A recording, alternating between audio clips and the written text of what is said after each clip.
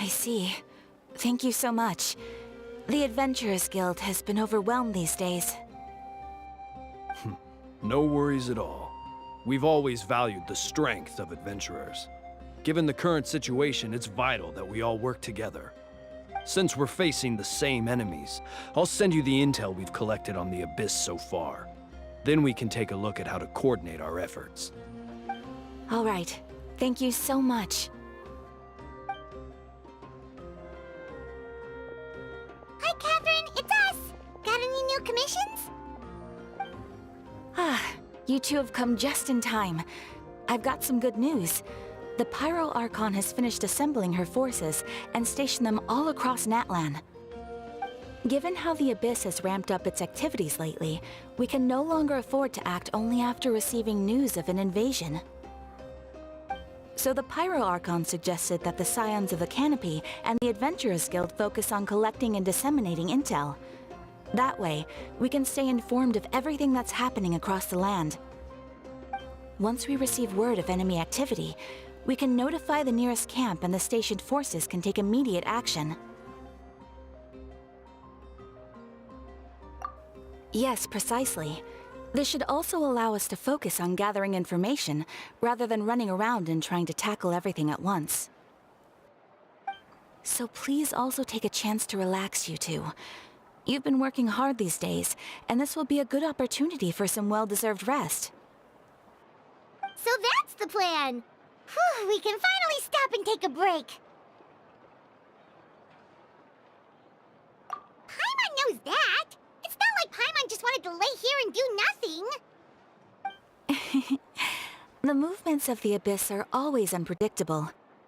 There have also been times when it suddenly became more active in the past. The people here generally see it as something like an acute natural disaster. Once the disaster is over, everyone will return to their normal lives. We just all hope that day will be sooner rather than later. Oh, right. Most people have no idea just how bad the situation has gotten in the Night Kingdom.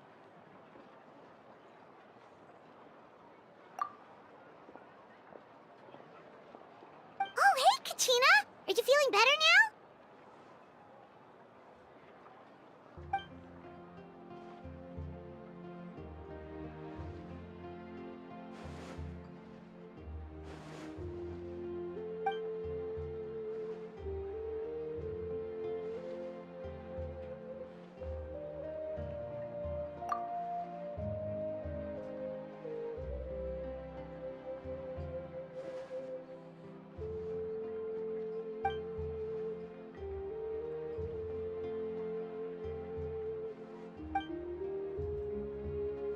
Wow! So we'll finally get to meet Shilonen, the legendary forger of ancient names! Paimon still can't believe anyone could forge those things.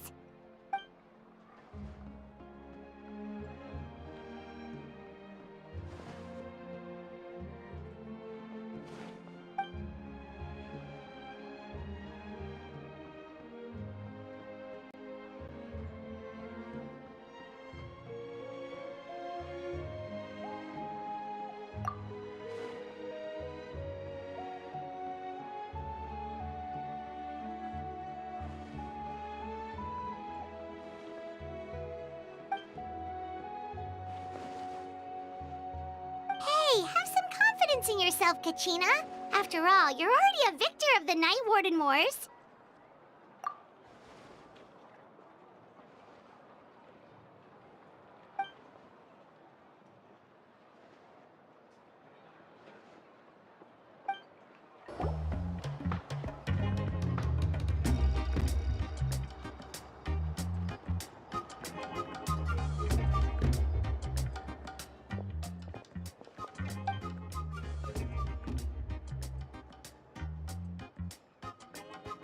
Ah, yes, so I've heard.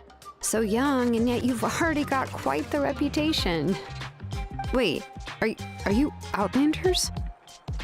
Yep, we're travelers who just arrived in Natlan not too long ago. No, I mean, I was aware that you're travelers. It's just no one told me that you're Outlanders. No, the only thing she said is that a new hero had pledged himself to the plan. but we'd need to forge an ancient name to ensure he'd be able to return safe and sound. And she did mention that it would be quite difficult to forge an ancient name for them, but at the time, I thought she was just commenting on my skills. But I seem to understand where the true difficulty lies now. Oh, I wouldn't go that far. I'm used to it, really. I just need a moment to process things. The Pyro Archon's requests are always difficult to fulfill, and we used to argue a lot. Honestly, it's probably for the better that she didn't bring this up at the time. Anyway, I can't argue with her if she isn't here, and it'd be pointless to take my anger out on someone else. But, just because I understand her rationale doesn't make me any less upset. After all, she must have known that forging an ancient name for an Outlander is an impossible task. It's impossible? As you probably know, an ancient name is a symbol of a hero's spirit and glory, which grows even richer and heavier as generations of successors inherit it. We forge ancient names by engraving the heroic deeds of an individual who will become the first hero of that particular name.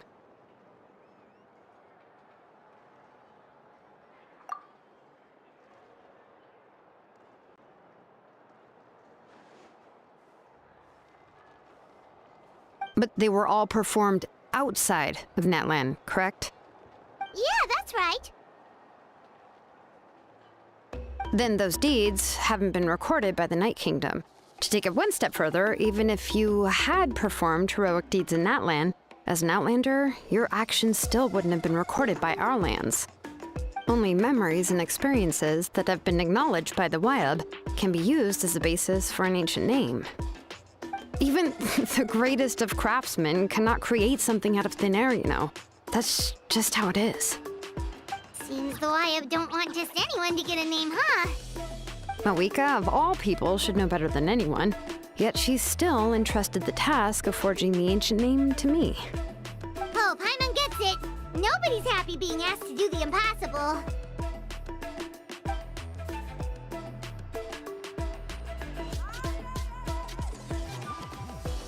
Ugh, don't remind me.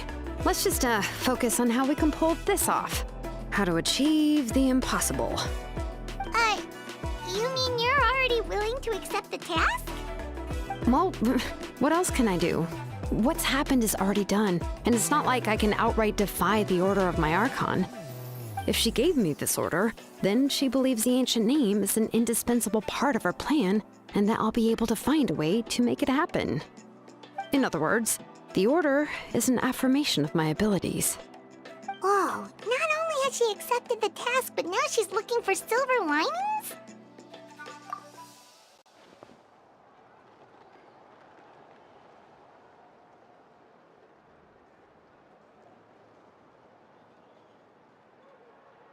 The key is getting the Wyab to somehow acknowledge the traveler's existence and record his heroic deeds. We heard the voice of a Wyab when we were in the Night Kingdom before.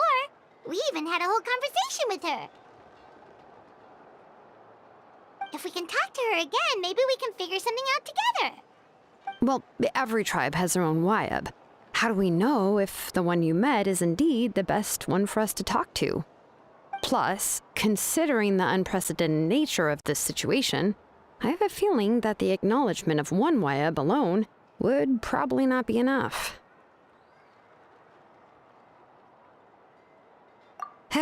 I don't know. That requires a level of knowledge that I do not possess. We need to find a consultant who's an expert on all things Night Kingdom and Wyab.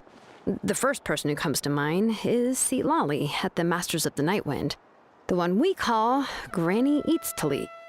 Oh, we've heard that name before. We used her Spirit Speaker Stone to find Kachina's ancient name.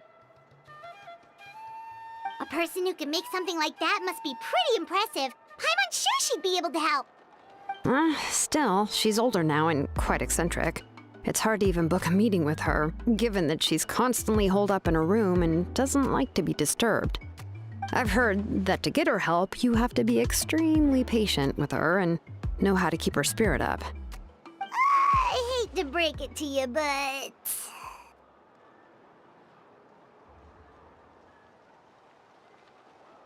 Huh. Why is that? I mean, didn't she already help you before? And you even managed to save Kachina. Well, yeah. At the cost of her spirit speaker stone being split into two.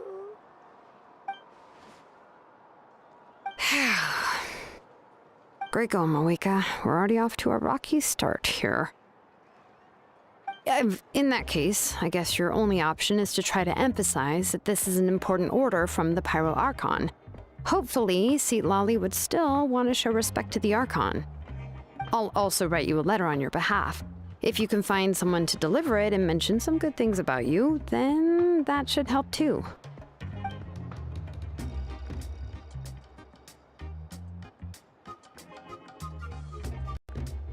Paimon sure hopes a Hal won't interrupt when he's talking, though.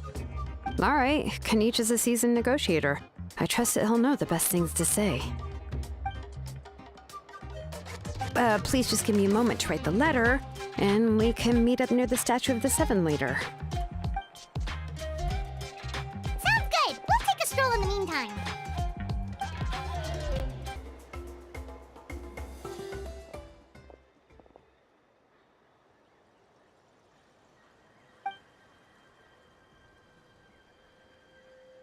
I'm sorry to put this on you, Kanich.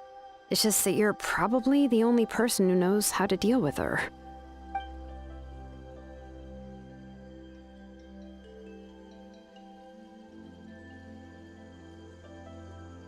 Oh, wait, so Kachina and the Traveler also know about the plan?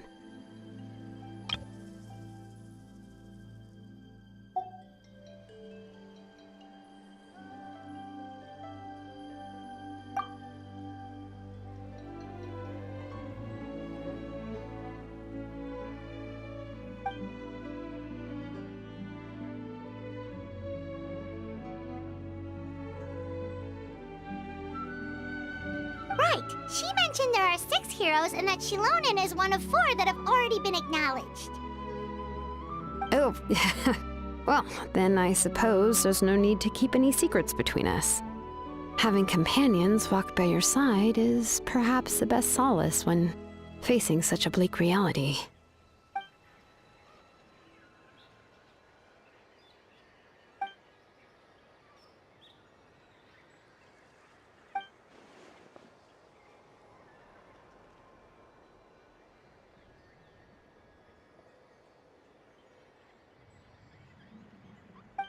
Seatlali knows him too?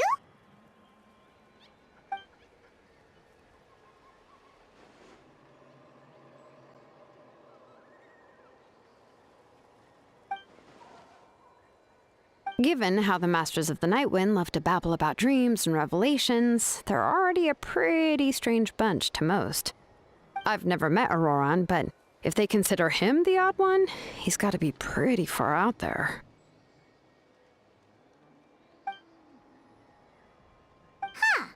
Makes sense. But Paimon wonders how Seatlali could be the first one to notice Auroran's disappearance if she spends the whole day in her room.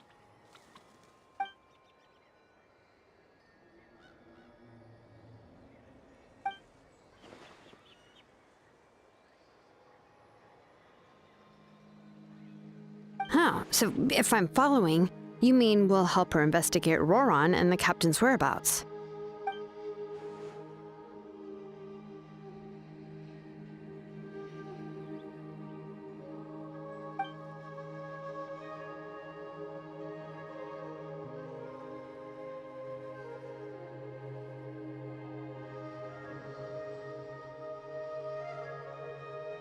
Yeah!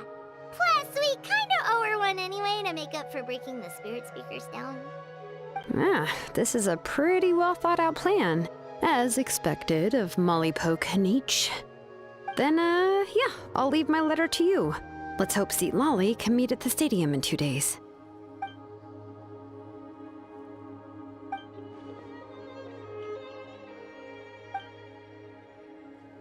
Okay, then let's part ways for now.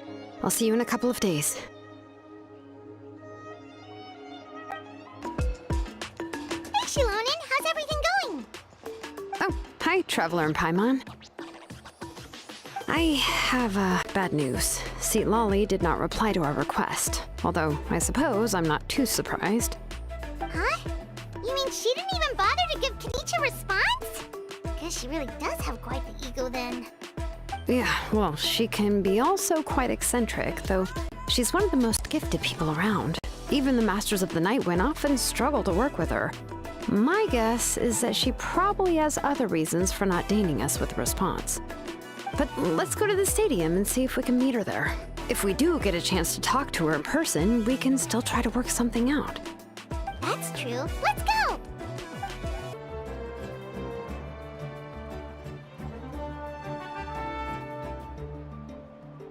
Paimon doesn't see anybody. Seems she's just not gonna show up, huh?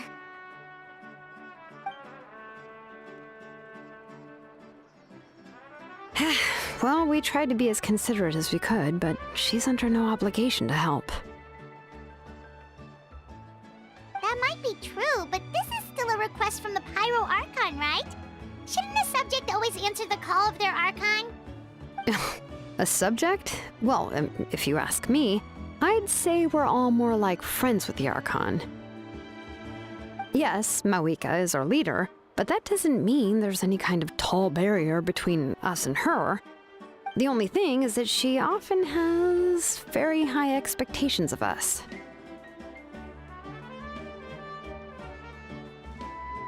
Huh. So even though she's super powerful, it sounds like she's actually pretty down to earth and easy to get along with. Unlike that old hag Granny Eatstily, right? Does she think she can ignore us just because she's famous? You all talk about her like she's some kind of huge deal, but she didn't even bother to reply to our letter! Seriously, if she didn't want to come, she could at least let us know. If that's what aging does to you, Paimon never wants to get old.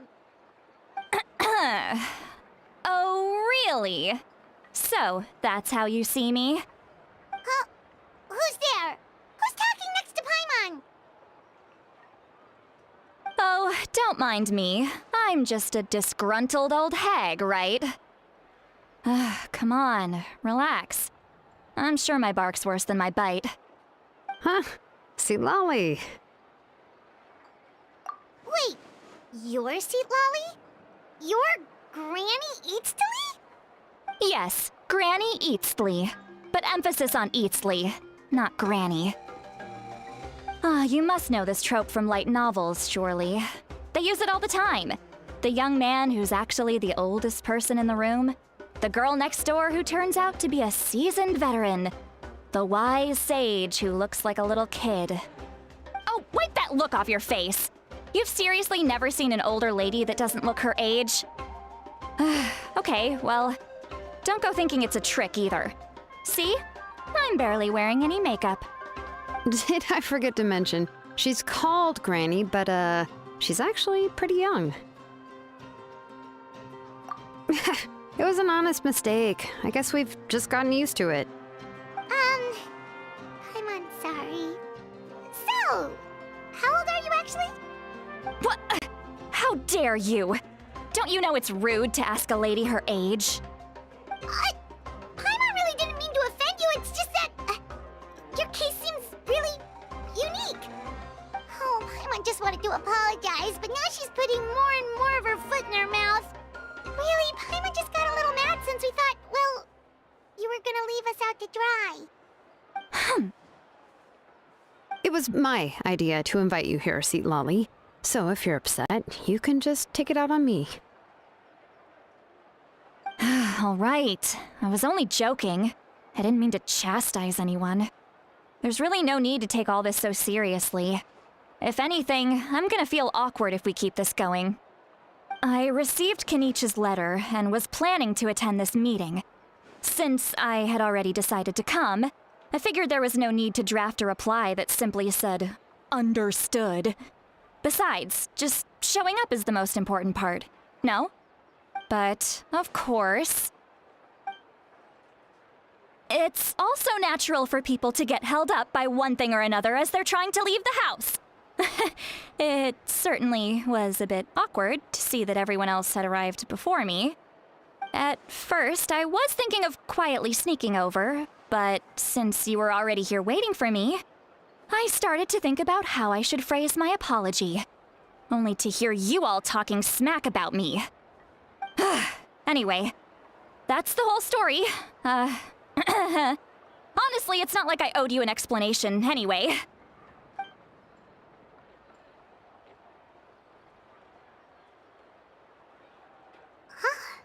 What's with that expression? Was she feeling embarrassed just now?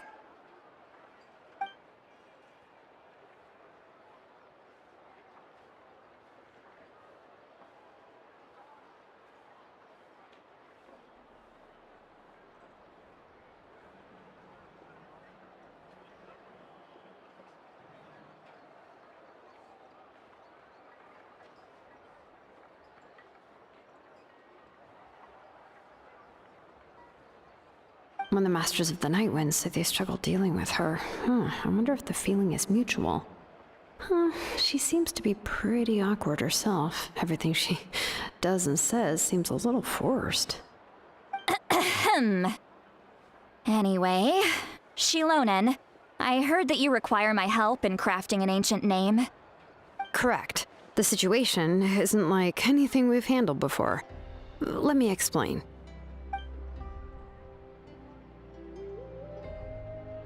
I see. So Mawika has asked you to forge an ancient name for an Outlander. Well, that would be a first. And you've also heard all about Auroron. I must say, he's always been a good kid. I can't see him joining the Fatui of his own volition. He must have been coerced somehow.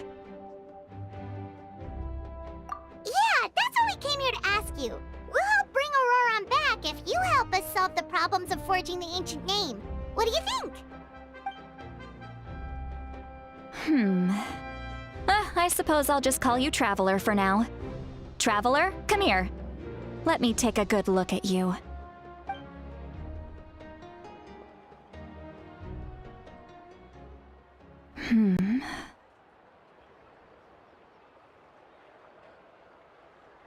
Wealth leads to unending conflicts between people. Yet you alone transcend the value of gold. Baleful thunder and wrathful waves bring terror to mortal hearts. Yet again and again, you've braved them to find new worlds.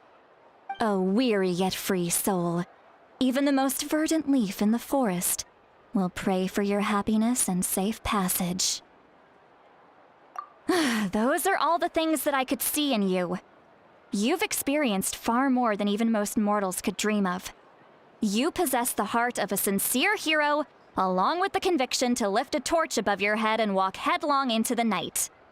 Huh? Don't move. There's something here. Huh?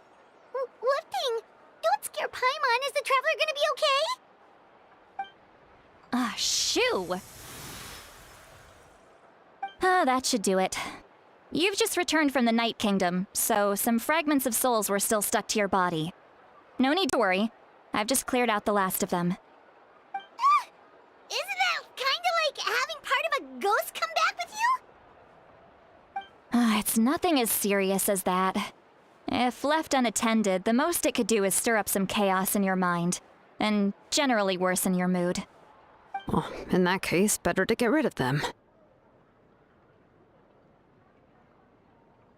It was nothing. Shilonen, let's follow your proposal. Once you've brought Auroron back, I'll take you to see the Lord of the Night. The Lord of the Night? But don't we need to talk to the Wyab of the tribes? Something this important is beyond their jurisdiction. Only the Lord of the Night can decide whether we can grant an ancient name to one who does not hail from our lands. The Lord of the Night is an ancient entity that rules over the entire Night Kingdom, constantly borrowing the power of the sacred flame to combat corrosion from the abyss. Oh, so you're basically saying it's even more powerful than the Wyab of the tribes. Well, that sort of makes sense, being the Lord of the entire Night Kingdom and all. Not exactly. It's not so much that one's more powerful than the other. But never mind. That's not important. It would take too much time to explain. Just listen carefully to what I'm about to tell you. The Lord of the Night is currently in a deep slumber, and we can only communicate with its consciousness while in a trance. In other words, in a dream.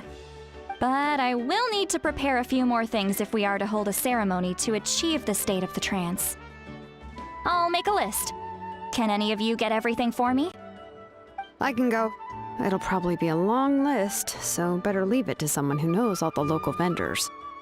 Sounds good. Then we'll go with St. Lolly to track down Auroron. Phew, the Fatui are nothing to scoff at, so please, be careful during your investigation. If you need any help, just come find me. Yep, we'll be sure to play it safe.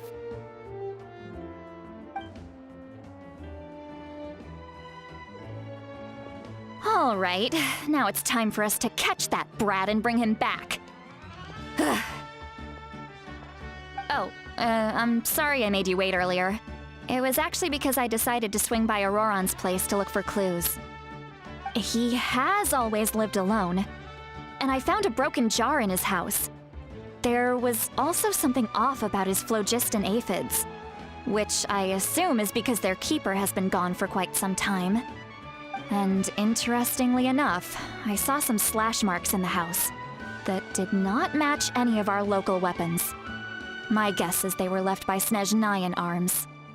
Oh, sounds like the Fatui broke into his house and took him hostage. But why would they kidnap a kid who just spends his days living in the country and raising aphids? He's only in his 20s. What would they want with him? That's not to say that I believe he's totally innocent, of course. Since he's the only one who was kidnapped out of everyone in Natlan, he must have done something to attract their attention. In any case, we'll get to the bottom of this once we manage to get him back here. I'm truly sorry to put you two through all this trouble with me. But please help me get him back. You can count on us!